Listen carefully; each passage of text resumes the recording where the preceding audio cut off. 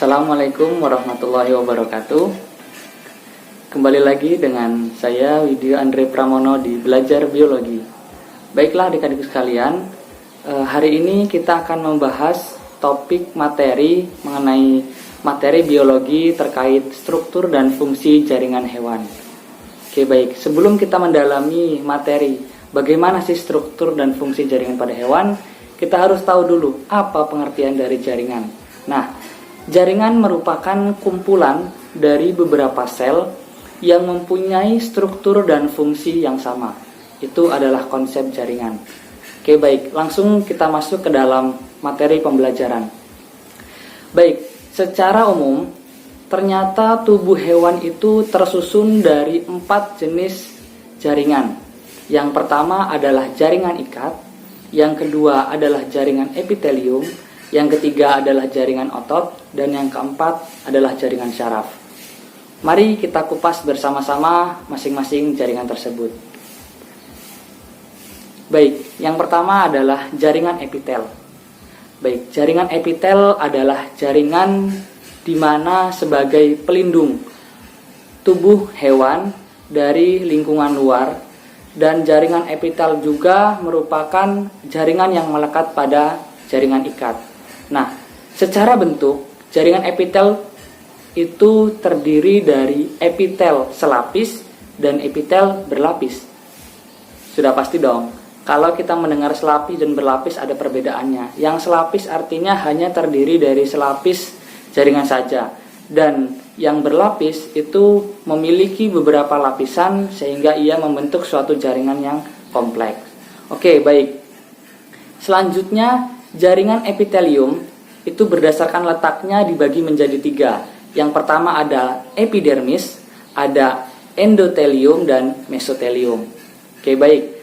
Selanjutnya, ciri-ciri dari jaringan epitel.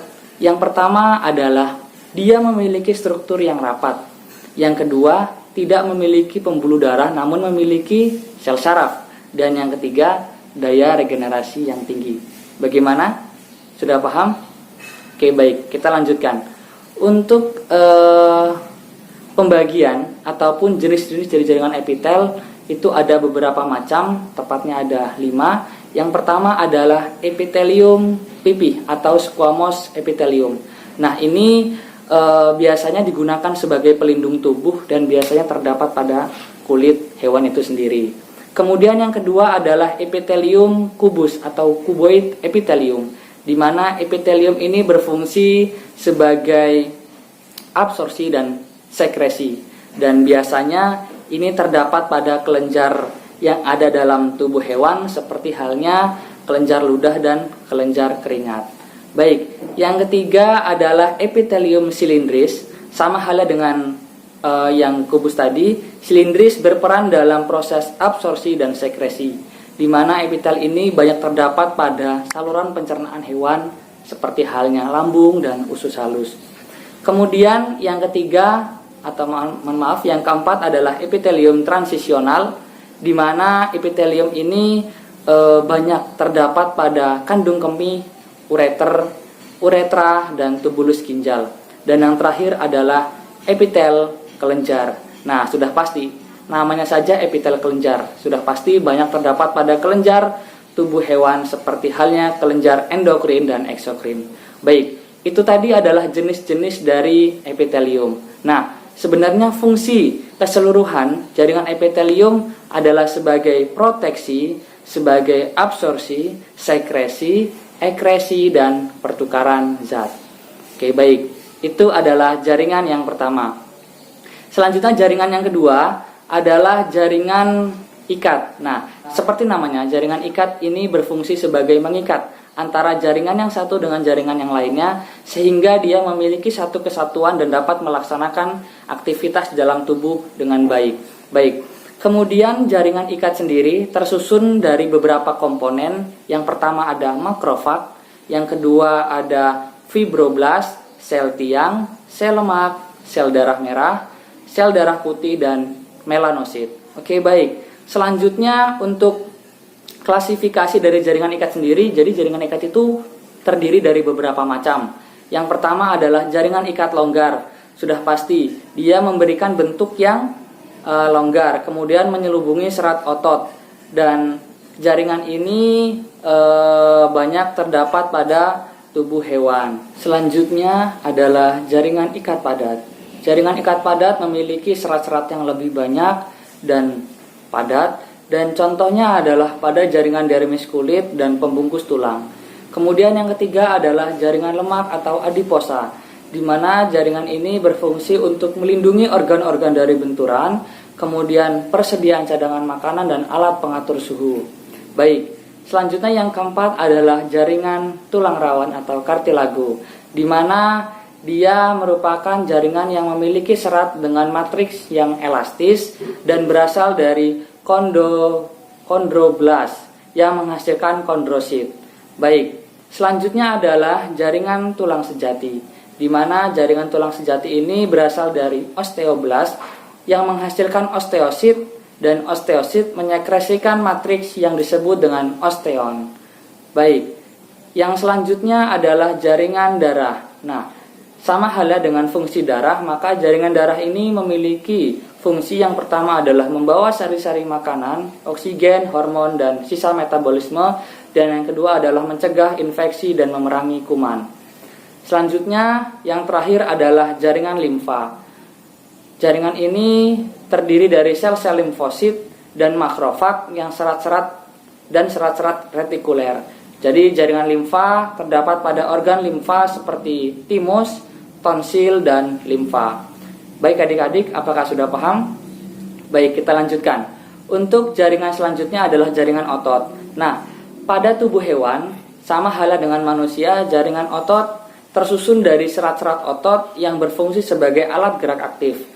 Maka dari itu, jaringan otot ataupun serat-seratnya sendiri itu terdiri dari serat otot yang disebut sebagai miofibril, dan miofibril sendiri itu tersusun dari beberapa sarkomer. Maka dari itu, otot bekerja ataupun berkontraksi dengan memendek dan berelaksasi dengan memanjang karena adanya protein, aktin, dan miosin. Ini perlu diingat. Oke, baik. Selanjutnya adalah otot sendiri itu terbagi menjadi 3 jenis. Yang pertama adalah otot polos, di mana otot ini bekerja secara tidak sadar dengan ciri-ciri. Yang pertama berbentuk seperti gelendong, yang kedua memiliki inti sel di bagian tengah, dan yang ketiga runcing di bagian ujungnya. Dan ini banyak terdapat pada sistem pencernaan hewan seperti halnya lambung, usus, dan lain sebagainya. Kemudian yang kedua adalah otot lurik, di mana otot ini bekerja secara sadar dan memiliki ciri yaitu inti sel terdapat di bagian tepi dengan letak yaitu pada alat gerak hewan seperti pada bagian-bagian untuk bergerak. Dan yang terakhir adalah otot jantung. Otot ini bekerja sudah pasti secara tidak sadar dan letaknya pada jantung dengan ciri-ciri inti sel terdapat di bagian tepi dan memiliki percabangan. Baik, itu adalah otot. Dan yang terakhir adalah bagaimana hewan tersebut tersusun juga dari jaringan saraf. Nah, jaringan saraf sendiri merupakan jaringan yang tersusun dari sel-sel saraf atau neuron yang terhubung ke sistem saraf pusat, berfungsi sebagai penerima dan penerus rangsang ataupun impuls. Maka struktur dari sel-sel saraf sendiri terdiri dari beberapa komponen. Yang pertama ada dendrit, ada badan sel, ada nukleus, ada akson, ada selubung melin, ada nodus Ranvier, kemudian ada sinapsis dan sel Schwann.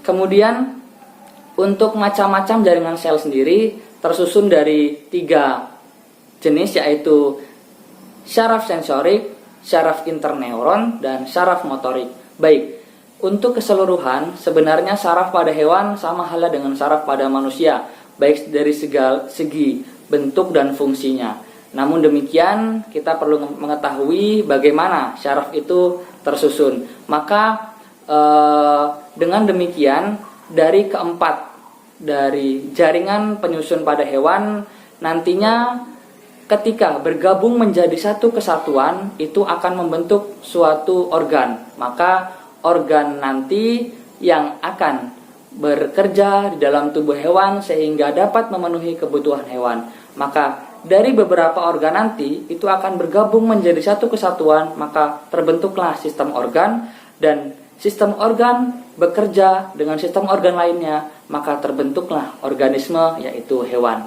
Baiklah, bagaimana adik-adik? Apakah sudah paham? Baik, untuk materi selanjutnya nanti kakak akan berikan di video berikutnya. Untuk video ini mohon dicermati dan dipahami bagaimana sih struktur dan fungsi pada jaringan hewan.